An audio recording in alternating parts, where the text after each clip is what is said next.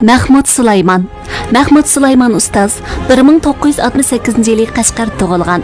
13 yaşında Şinjan San'at instituti usul kasbiga qabul qilinib, balet o'rgangan.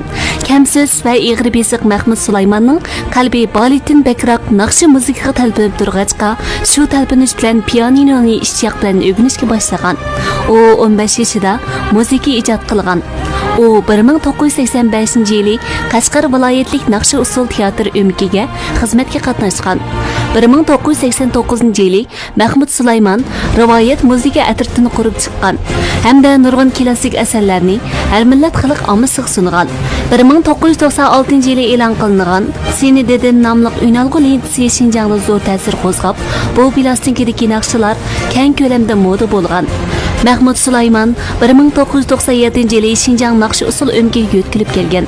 U 1985 yildan boshlab Tanha Kiyik, Yozsamkan 500 yil yana, Dilora, Noruz Gülüm qatorliq 500 dan ortiq naqshi musiqa televiziya teatr musikasi va simfonik asarlarni yozgan ham yuqori saviyada o'rinlagan.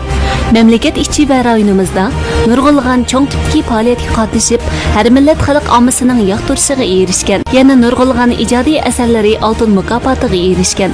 Mahmud Sulayman ustoz rayonimizdagi cho'ng tipdagi televiziya san'at programmasi Yipak yo'li sadosiga yetakchi ustoz bo'lib, nurg'ulg'an yaramli shogirdlarni tarbiyalab, rayonimiz san'at ishlari uchun o'lmas tuhfalarni qo'shgan.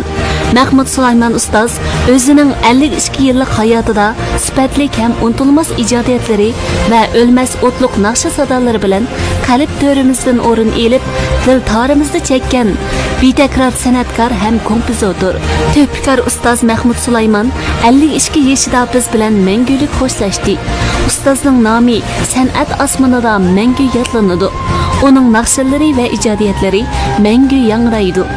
Mahmud Sulayman ustoz Şinjan San'at yurti naqshi usul o'mikining davlatlik 1-darajalik artisti, naqshchisi, yaqinqi davr san'at osmonidagi ko'zga ko'ringan kompozitor, yangi zamon ommabop naqshi musiqa san'atining boshlamchi sarkarlisi.